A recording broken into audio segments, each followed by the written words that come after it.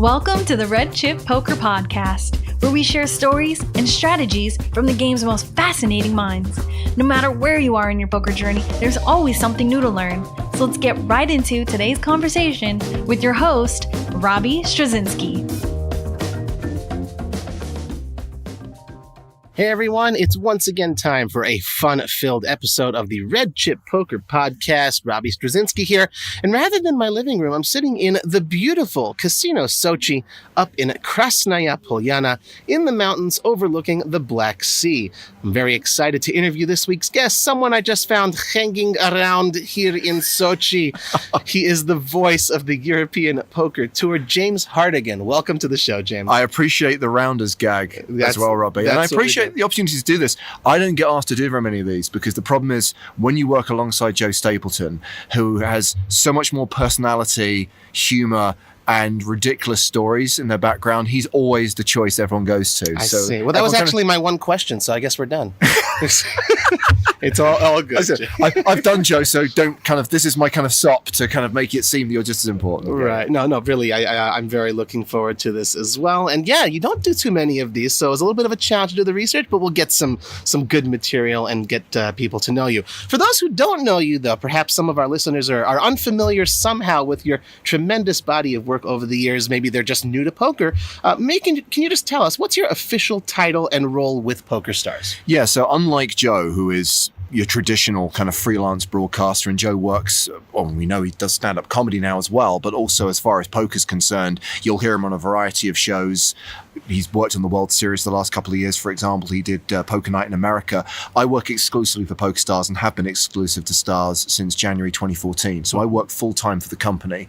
Now, clearly, we're not always streaming. We're not always making TV shows. So I work with the production company, or the production unit rather, of PokerStars, which produces all of that output, as the senior editorial manager. So that's the title. That's the official title, yes. And what it means is I'm a senior member of that team that's creating stuff from short form social media clips to the live streams to the TV shows to promos. A lot of the video stuff that comes out of the PokerStars stable has our stamp on it. Excellent. Wow. But when you first broke in with the company, that wasn't your title. No. So how did that first happen? And then at what point did you decide to sort of join full time? Yeah, well, I come from a broadcasting background rather than a poker background. So poker has always been an interest.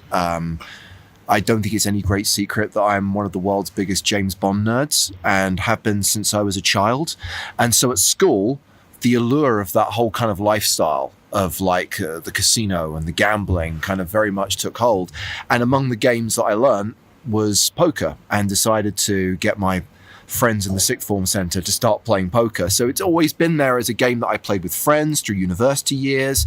When it then appeared on TV in the late 90s, I would have like a regular home game. But alongside that, my career was, I did a broadcast journalism postgraduate diploma. I worked in commercial radio for a long time, and I was doing radio shows on a London radio station called LBC.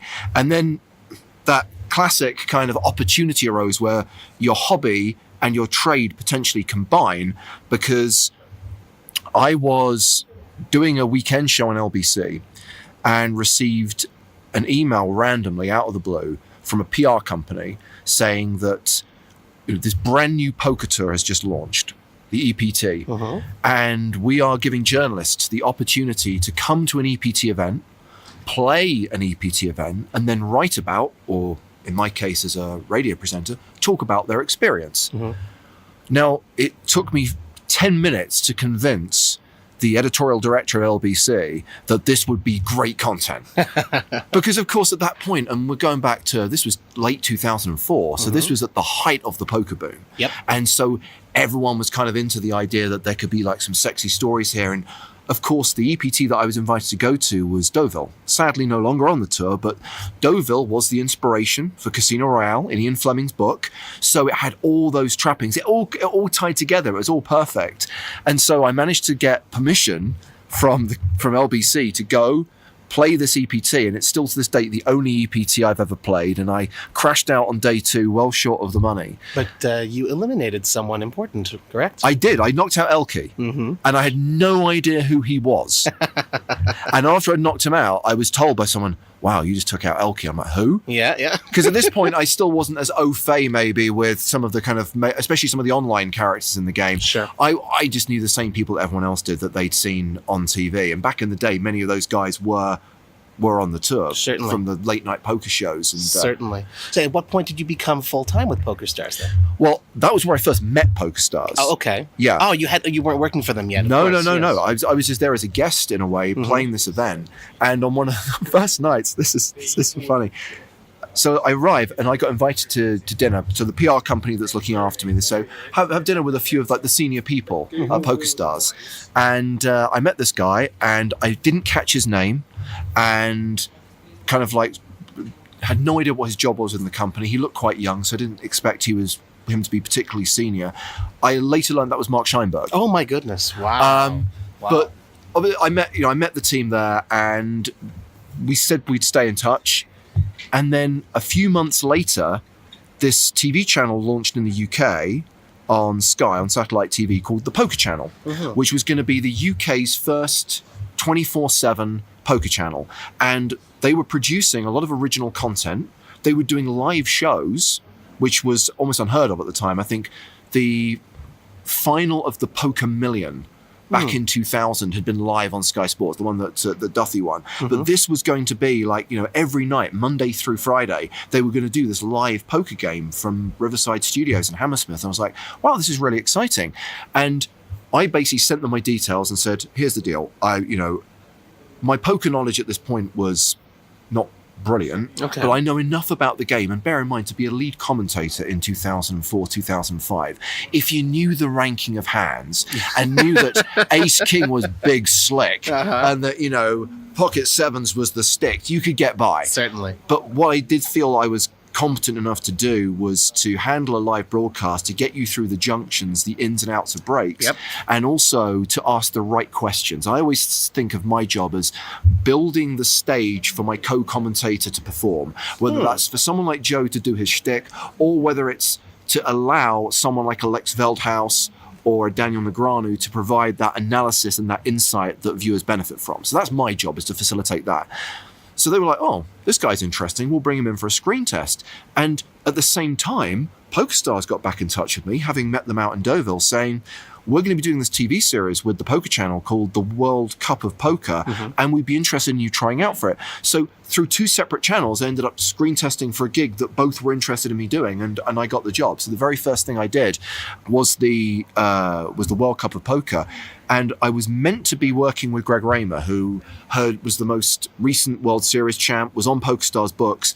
For some reason, he couldn't do it. And so they had to cobble together various co-commentators. And two of the first people I worked with were Brad Willis, who was already working with stars on the blog. So, and of course, Brad comes from a broadcast background as well, so he was great. And Terence Chan. Oh, wow. Because Terence was with the Costa Rican team in the World Cup of Poker, so he was playing in that event. Right. And again, it was a great opportunity to work with someone who knew stars very well, and again, was able to provide very good insight into the game. And clearly they must have liked what I did, because I got invited back. Excellent. I did a lot more shows for the Poker Channel, and I did a lot more stuff for Stars. I did the World Cup of Poker the following year, and around that time, Colin Murray, who was hosting the EPT TV shows, he was going on to much bigger and better things, and his calendar was not allowing him to really do as much of the poker as he wanted to. So I think it was season 3 of the EPT, the one that started in 06.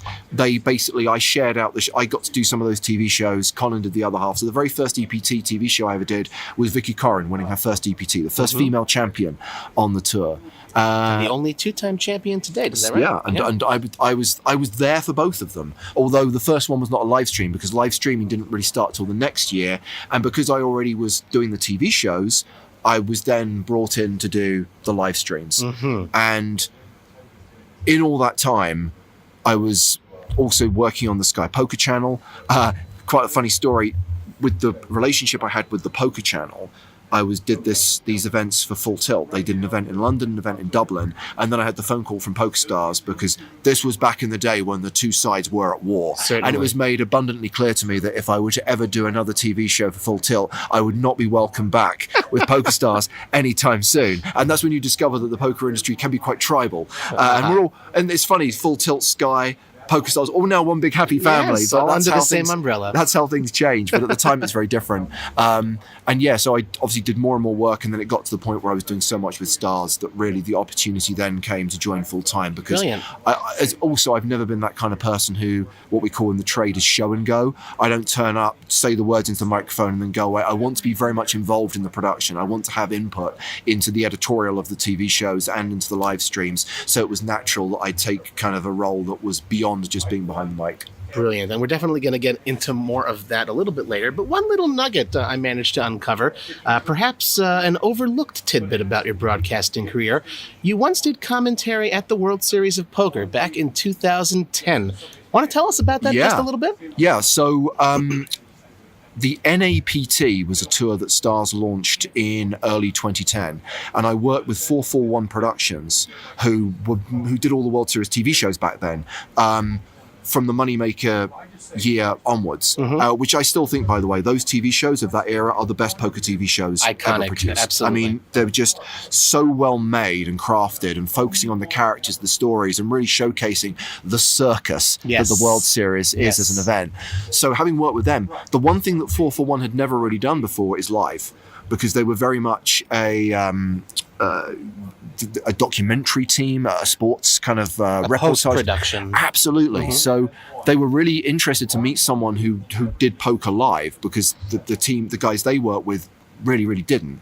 And I find this interesting that in America they were a few years behind Europe in terms of how they covered poker. And in the summer of 2010, I think both the World Series and ESPN twigged that, hang on a second, now in Europe they do poker live rather than just do package shows, and we really need to do some streaming of some of the events, the side events, and of the November 9. And it was at that stage on ESPN3, which was their online portal, and so I was brought in to do that, and really enjoyed it. I had a great time working with a variety of commentators, including Phil Hellmuth, for that coverage. It was the year that Jonathan Duhamel won the main event. And this is something, again, you learn about broadcasting. Things change very quickly, and that was the last year that 441 Productions worked on the World Series. And with the production contract changing, my relationship, I didn't really have any connections with ESPN or with the World Series, so that gig disappeared. But Still something fun to put on your resume, though. I would be disappointed if I hadn't done it. If I'd never, and I don't want to say that it's kind of you can tick it off the list and say been there, seen it, done it, moved on. But I do feel that I can say that I was there, and I can say that I did it. Absolutely. You had mentioned previously your university degree in radio, film, TV. You didn't mention English literature, which is also something you had studied. Given how your career has turned out, a lot of it makes sense, the radio, the film, TV, etc. Why English literature? It was a joint honours degree. I really wanted to do this course in Canterbury because it had I was mainly looking at film courses, I'll be honest with you, when I was looking to do a degree. And most of the film courses available at universities in England were theory. And don't get me wrong, I love writing long analytical essays about film, but I also wanted to be hands-on and actually make stuff, because like all precocious / pretentious 18-year-olds, I had aspirations to actually be a filmmaker. Oh, wow. And so this course in Canterbury was what they call a joint honours degree. So it was radio, film and television, but you had to do something alongside it as well. And so English literature was, having studied it throughout school and still having an interest in it, I did that as well. But the weird thing is the one part of the degree course going in that I was unsure about was the radio side. I'm like, television, video, film, but radio, meh. And I quickly discovered, because I was probably a nigh on impossible person to work with back then. Some would say nothing's changed, but trust me, it was much worse when I was in my late teens. And the great thing about radio is you're a one-man band, is you can do everything yourself. And I just loved the fact that it was something that, if you can conceive, and execute completely on your own, whereas film is teamwork. And that's one of the great things about it. And now I'm much older and more mature and more professional. I love the teamwork aspect of TV. I love the fact that you're working with other professionals and you're all working together. But back then I didn't have the patience to do that. So discovered radio, got given the opportunity to do film reviews for BBC Radio Kent. And that's how my radio career started. Unbelievable. Well, you first got turned on to poker in the early 1990s and have been a recreational player ever since then. Was this grandma teaching you games around the kitchen table, or was it something else? No. It was, as I said, it was a love of Bond films. It was a love of the whole casino atmosphere. Really? And I played games like blackjack before I played poker because, that was what was showcased in the Bond. I played baccarat because that's what, all for fun with friends, because that's what was in Casino Royale. And Did you dramatically turn over each card they do in the films? What I was disappointed is it isn't always that someone has a natural 8 versus a natural 9, because in the films that's always what happens, right? Of course. But yeah, I think mainly to pass the boring lunchtimes in the sixth form centre, we all taught ourselves poker. Initially 5-card draw, and then 7-card stud, which was the game, especially in the UK, for many, many years. And I didn't discover Hold'em until I saw it on TV in the late 90s when late night poker started. I thought, wow, this is good. And it was TV that inspired me to restart my monthly home game and get all my friends over. And you were the impetus behind the home game, or you also had friends who were just as into it? I had friends who were just as into it, but if I didn't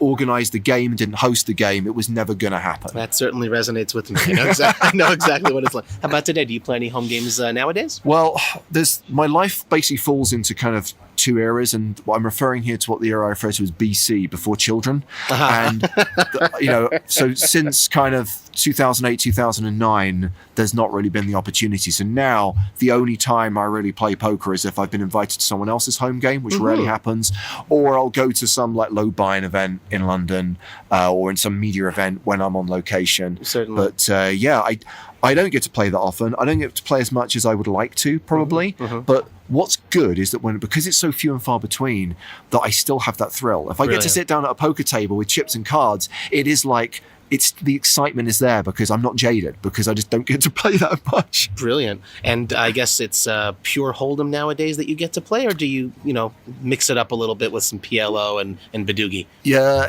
I've never played Badoogie. Really? No, never played Badoogie. Quite the game. PLO, obviously, we used to mix it. In the home game, we do PLO. I think we did triple draw once, which was an epic disaster. And we decided to do no limit triple draw, which involved people losing a lot of money. Again, I still love 7-card stud. I still like to have that in rotation. But yeah, mainly if I'm playing, I like tournaments, and so most tournaments are no limit hold'em. So that's generally the game that I find myself playing. Whereas you don't get to play so often, and you still do have that thrill, as you said, somewhere deep in the back of your mind, do you still maybe harbor that dream of a big tournament score? Oh, who doesn't? I would never enter a tournament. You go in with an expectation, but you also go in with a dream, right? And my expectation is always, if you're in an event for 50 quid, as far as I'm concerned, I fully expect to lose that 50 quid, and I've spent that 50 quid having, a good experience. But quid is pounds for the un-Britishly inclined. Okay, so if I were playing an event for $50 or equivalent, but yeah, no. As far as I'm concerned, that's the thing I like, is that's your losses are capped. That's your buy-in, and that's what I fully expect that money's spent on providing me with a few hours entertainment. But of course, you're always thinking about what if. And one day, I would love to play a big event. I'd love to play another EPT, because I think I'd do a lot better. Because I think, don't get me wrong, I'm not saying for 1 second I'm brilliant, but I'm a little bit better than a couple of years ago. Yeah, I'm more proficient now than I was in 2005. And I think every poker player expects that one day they will play the 10K main event at the World Series of Poker, and I hope to be on this planet for many more years, and one day I'm sure that opportunity will arise. I do hope so, for your sake. What has kept you so interested in the game of poker? I guess it's going on 25 years now. Still the Bond thing? Yes, it's purely for the opportunity to travel the world pretending that I am James Bond. I love it. And to share my really annoying knowledge of Bond trivia with the world via live broadcast. Oh, we'll test that soon. I do still love the game. There are many things about it I love, and I love watching the best in the game play. And the reason for me why covering something like an EPT main event will always be the highlight, or something like the PSPC that we just did in the Bahamas, it's that mix of amateurs and pros, which is what to me creates the perfect recipe for a poker event. It's those aspirational stories. The Moneymaker boom happened for a reason, because it just showed that on any given day, anyone can win. That if fortune favors, you could win. Yes, it's a skill game. We all know that. And we know that in the poker game of life, in the long term, the most proficient players, the best players are going to win out. But in any given MTT, anyone can win. And that is also the allure. That's also the appeal. You don't have to be particularly good to luck box a win and take down that major score. So that mix of luck and skill is absolutely what I find, great to watch. And I just love those qualifier stories, because every single event we cover seems to have at least one of them. Right. That guy who is free rolling towards life-changing money. Or girl. Absolutely. I use guy in the kind of course, in the generic sense, not necessarily applicable to. But we've seen plenty of fantastic female victors recently, Maria Lampropoulos and Maria Konnikova. So yeah, definitely any guy, any girl, any given Sunday million, I believe, right, is the correct is the correct slogan. You also used to be a film critic. Yeah. The saying goes, everyone's a critic, and naturally, anyone who watches a movie has an opinion about it. What makes a good film critic? I think someone who goes into a film wanting to be entertained and wanting to like it. And this is something I discovered very quickly, is that there are a lot of film critics who I think have become very jaded, because this is the reality of what it's like being a film critic. And I speak from experience in London, is that you start your working week at 9 a.m. on a Monday in a screening, and you watch a film. You then go to another screening for lunchtime, you go to another screening for late afternoon, and sometimes you go to a screening in the evening as well. Rinse, repeat for Tuesday. And then across Wednesday and Thursday, you're then writing your reviews, and they're being published normally Friday, or if you're a weekend journalist, on Saturday and Sunday. And I don't think watching 4 films in a day, having started your working day at 9 a.m, is ever going to put you in the right frame of mind to enjoy or appreciate something. And I think there are some people who've been doing it for so many years that it's now become a chore, it's now become a bind, and I don't think they necessarily go in wanting to appreciate or like something. So that's point number one. But also I think being able to explain why you think something is particularly good, or why it might resonate, why it might entertain.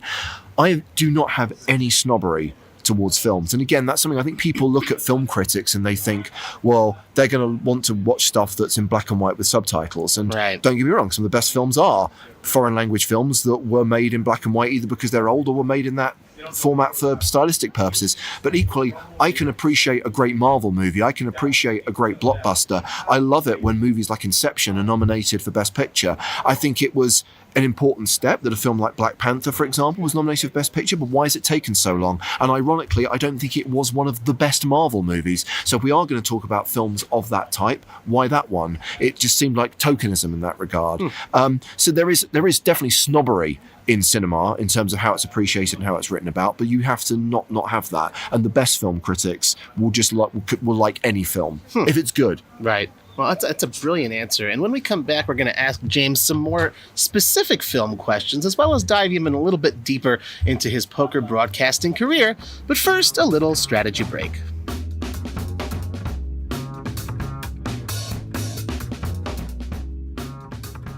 Many players have been conditioned to use the same c-betting strategies both in position and out of position. This would often result in players c-betting as much as 70% of the time when out of position in a single raised heads-up pot. It's only in more recent years that players have become aware of the fact that c-betting so aggressively while out of position is a serious leak, especially if our opponent is even remotely competent. A more appropriate c-betting frequency might be in the 30% region. But many players have limited experience defending a checking range while OOP as the PFR.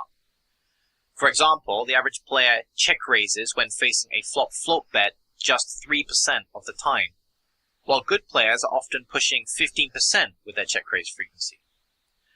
Also, the average player folds around 60% of the time when facing a flop-float bet, while good players are often folding 50% of the time or less. So here's an exercise we can use to help us improve this aspect of our strategy and get us comfortable with defending a checking range OOP. For the next 3 sessions, c-betting OOP as the PFR is completely not allowed. We must force ourselves to check 100% of the time on the flop when OOP as the PFR. Now, just to be clear, this is not actually a bad strategy. There are some professional players out there that do check 100% of the time OOP as the PFR, and many of these do well in their respective games. Realistically, however, it does make sense to have some sort of c-betting strategy, especially since some of our range will be comprised of vulnerable pairs that need protection and hence don't make effective check calls. But checking 100% of the time OOP as the PFR certainly won't kill our win rate. Instead, we'll pick up experience taking lines that we may not have used commonly so far in our poker career, i.e. check calling and check raising OOP as the PFR. Here's some rough cliff notes to get started with. Strong value hands and draws should be check raised, while weaker draws and pairs can be check called. Once the exercise is up and we switch back to our original strategy, not only will we not feel compelled to c-bet so aggressively as before, but we'll have an extra array of tools in our arsenal for playing OOP as the PFR.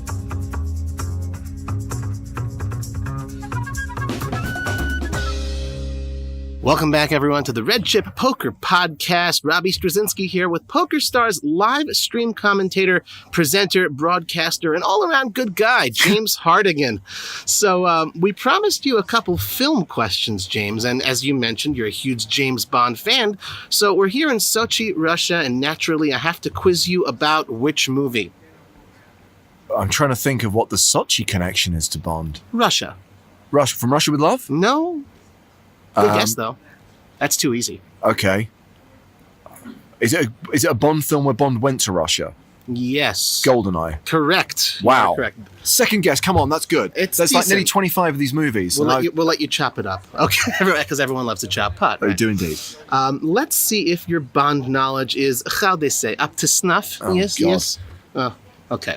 The female villain lead in the 1995 film GoldenEye, portrayed by Famke Janssen. Her character's name is... Xenia Onatop. Oh, you're very good. Without hesitation, snap call. Brilliantly done. One other question. One of her accomplices, Boris Grishenko. Yes. He's a computer programmer. In the film, there was a specific nervous tic or habit that he had. What was it? He fills with a pen. Oh my God, you're so good.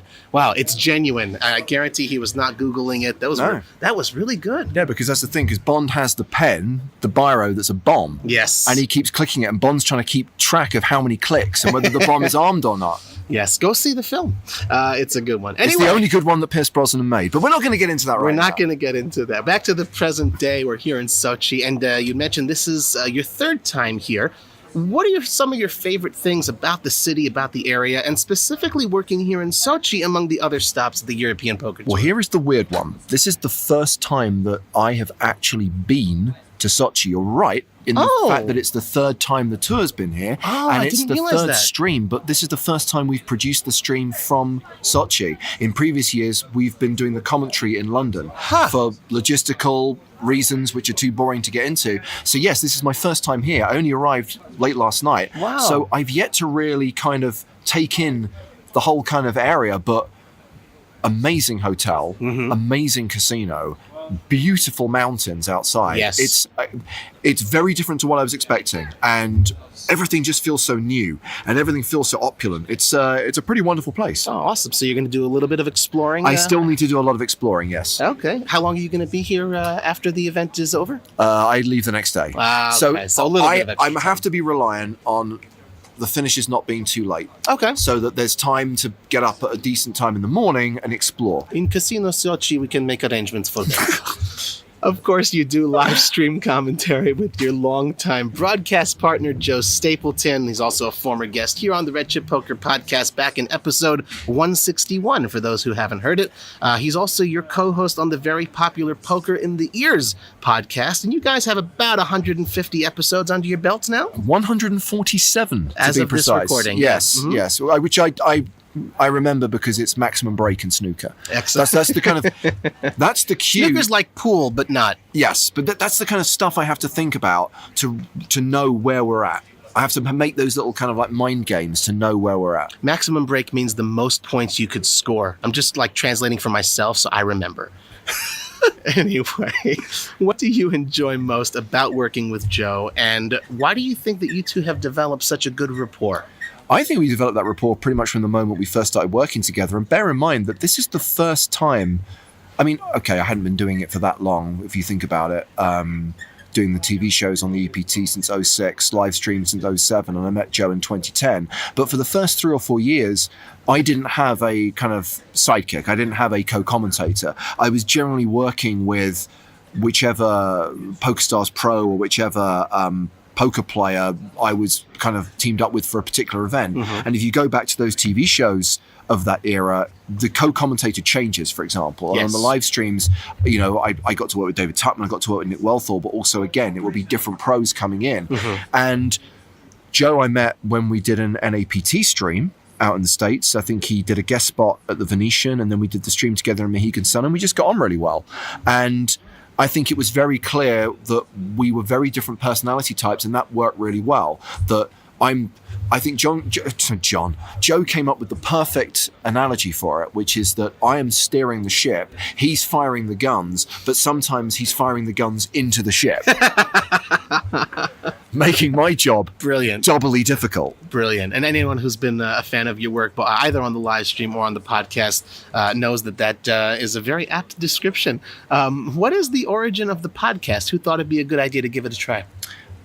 We had a conversation about it because anyone, again, you have to go back a few years, but the live streams, when they were whole cards down, you'd sometimes have, especially on the early days, and this is back in like 2013 when we were still covering like day 1A and day 1B. Mm-hmm. And, you know, a very important part of a poker tournament, but from a spectator's point of view, no. It can be incredibly boring, and if you can't see the whole cards, it's really, really, really dull. So inevitably, the broadcast would sometimes move away from what was happening at the table, and you'd find yourself talking about all manner of random things, and it almost became like a radio show with poker being played in the background. And I think we realized there was an opportunity there to expand on that and have something that was actually, because understandably there's going to be a few people watching who are like, can you guys just STFU about that and get back to the poker? And that's a completely legitimate complaint. So we said, but if we actually had a platform where we can just, you know, shoot the breeze for an hour and a bit, then people couldn't complain. And I think we were very conscious of what was already out there in the kind of podcast domain. And, you know, back then it was the 2+2 PokerCast, which I guess is now hashtag RIP. Well, it's now the DAT. The DAT, yes. Exactly. Very but good also, poker podcast. Absolutely, yes. But you know, they do what they do. Poker News were doing their podcast. So we don't want to create yet another podcast, which is why the joke always was it's a poker podcast with very little poker in it. And I think I don't like to use the word because I think it's cliched, but it is as close to pokertainment as you'll come, because there's a poker vibe to it, but we talk about all manner of things, kind of what's going on behind the scenes, what's going on in our lives. There's a lot of movie chat in there, because again, you have to be acutely aware of who you're talking to, who is your audience. And we know that people who are interested in poker, people who follow poker, there's 3 other things that they're mainly interested in: sport, technology, and pop culture. Well, neither of us are huge sports fans. I follow American football, so occasionally you might get some NFL references, but neither of us are huge sports fans, and we're not going to pretend that we are. We're not going to talk unauthentically about sports, so that kind of rarely gets mentioned. But gadgets, yep, I'm all in. And pop culture, we can do that. So again, it's like you've got to appreciate that people like to talk about all those things, and you just make poker part of the conversation. Brilliant. Well, how much preparation do you do before the live streams and before each episode of the podcast? Well, they're 2 very, very different things. I mean, bear in mind with the live streams, it's not just the preparation that I would do as as a commentator, as a broadcaster, as a member of the production team, there's a lot of work that goes into the setting up and production of each event. Logistically, practically, what we call the rig, but also just in terms of what promotions we're going to run, what competition prizes we're going to give away, scheduling free rolls, just stuff like that is all kind of. That's what you're doing work. When you're not on the mic. Yeah, that's all stuff that has to be done behind the scenes. On each given day, it's obviously working out, well, who's still in? What's our feature table? Who are the qualifiers that we're following? What are the good stories? Which well-known pros are still in? Who are we following? And understanding who's on our feature table today and what's their story? Where have we seen them before? What are their results? Is there anything we know about them other than a Hendon Mob stat? Because, lifetime earnings, which is that great metric by which all poker players are measured, we all know is a fundamentally flawed metric, and also it's just a number, and you want statistics, you want detail, you want #fun facts that are a bit more than that. So it's just doing that research to find out a bit more about the players you're going to be watching, because if we accept that poker is not a sport, but the coverage of poker is very similar to sports broadcasting.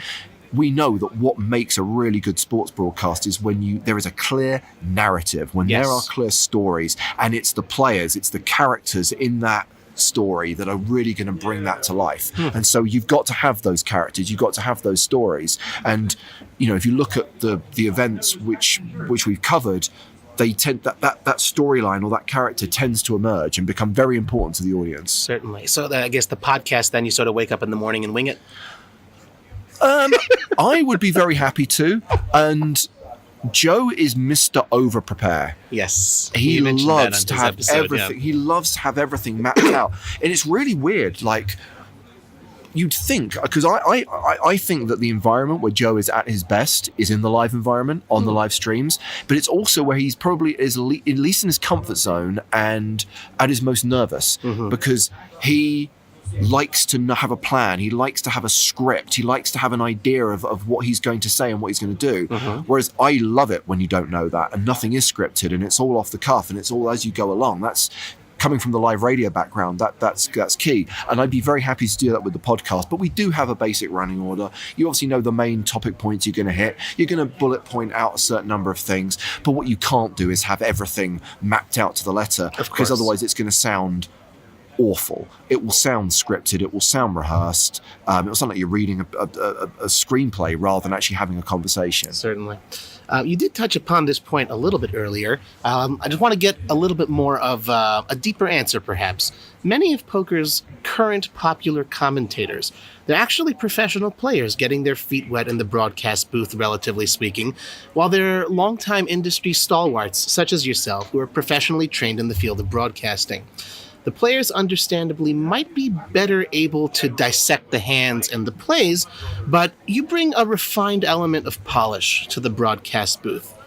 To what extent do you think the viewing audience has matured over the years and is perhaps looking for strategic commentary rather than the poker entertainment? I think that you have to have a blend. I mean, I know it's a cop-out answer, right, that you've got to, but I do think, I personally cannot abide stuff that gets too strategy heavy, and I say that watching any sport, and I think my inspiration in what I do has always been when I watch US sports broadcasts. And as I said, American football has always been a huge passion of mine. And when I will watch Sunday Night Football with Al Michaels or Monday Night Football when it was hosted by Mike Tirico, those guys are my idols in terms of what a play-by-play announcer should be, as a guy who's there to kind of be the smooth, polished, professional voice. And I personally feel, and maybe it's because I'm quite old school and come from a TV background, feel that that's what a broadcast needs. You've got to have the professional there, but alongside them, you've got to have someone who knows the game and can do the analysis. And that's where you get the expertise coming in. Now, I'm not saying for one second that people like Tony Romo, Chris Collinsworth, John Gruden dumb stuff down for the audience when they're doing American football, but they do understand that they are pitched to the mainstream audience. They understand that you can only get so technical, that you can only take stuff to a certain level before you start losing people.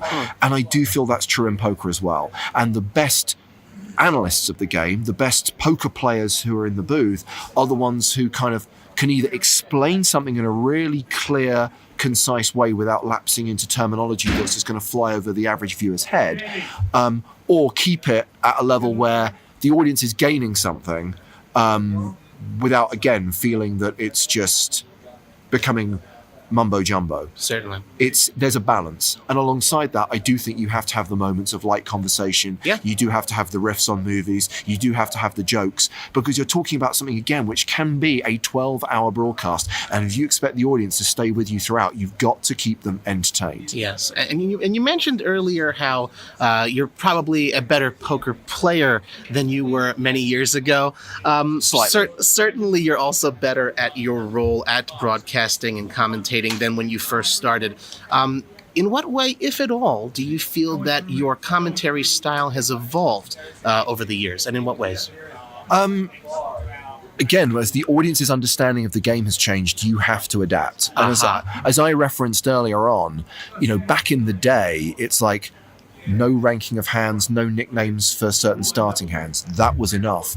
No, I think you have to understand the intricacies of the game. As I said, if you are going to get the best out of the analysts, you have to understand enough to ask them the right questions. So I obviously have to know about the game to a certain degree, not to that level, but to enough of a level to extract that knowledge.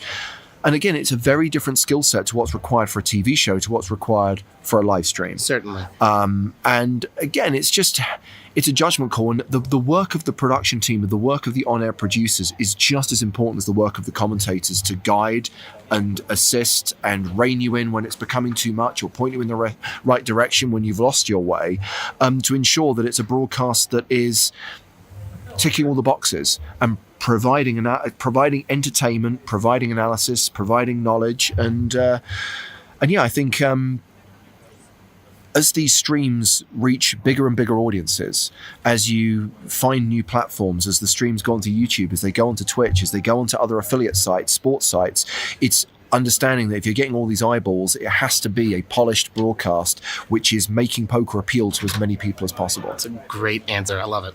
Final question, James. You're firmly ensconced as a top-level industry talent at this point. What sort of professional... Where did you hear that? That's what it says on the script. And Okay. I'm just going by the script, as you said, right? But it is the truth. What sort of professional and personal goals do you have or set for yourself, both short-term and long-term? That is a really good question. That's why we saved it for last. And I really don't know. I mean, here's the thing. I've always said that, because people say, you have this dual role within what you do right now, because clearly you're working behind the scenes and also you're on air, and will there ever come a point where you'll be like a full-time production person or part of the kind of team working behind the scenes at Stars? And I've always said, for as long as I enjoy doing this, I hope that I'm allowed to continue doing it. And right now, that's very true. It's still the most fun part of my job, and I absolutely love it. And that's really just, if I have one goal, it's that I can keep doing this and can keep enjoying it, and that we can keep growing the game through these streams and through making TV shows. There's a gross misunderstanding that somehow people don't watch TV shows anymore. They watch the content, the platforms they consume them on may be different, but there is absolutely still a place for those highlight shows, for those package shows. And by putting them on traditional TV networks, that's the only way you're really going to be exposing the game to a new audience who might stumble across it by accident, as so many people did 15, 20 years ago.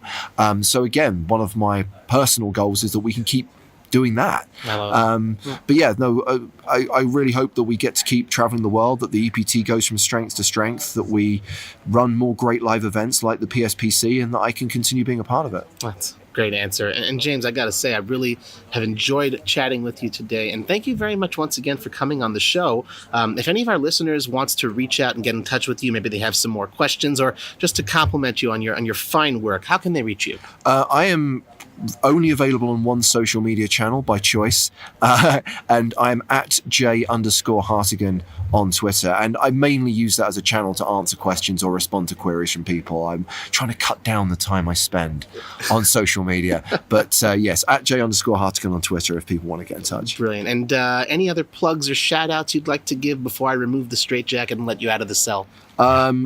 The podcast is normally every week on a Thursday on all good podcast channels, plus on YouTube and Spotify.